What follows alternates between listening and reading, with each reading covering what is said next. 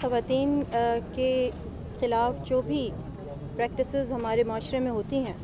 उसके लिए 16 दिन मुकर्रर किए जाते हैं। इंटरनेशनली ये सेलिब्रेट किया जाता है और इसका एक जो थीम कलर है वो ऑरेंज है कि इस चीज़ के लिए लोगों को अवेयरनेस देने के लिए एक ऐसा कलर रखा गया है कि जिससे लोगों को पता चले कि जो एंटी वुमेन प्रैक्टिसेस जिसमें वायलेंस अगेंस्ट वुमेन जो है सबसे ज़्यादा हाईलाइट होता है,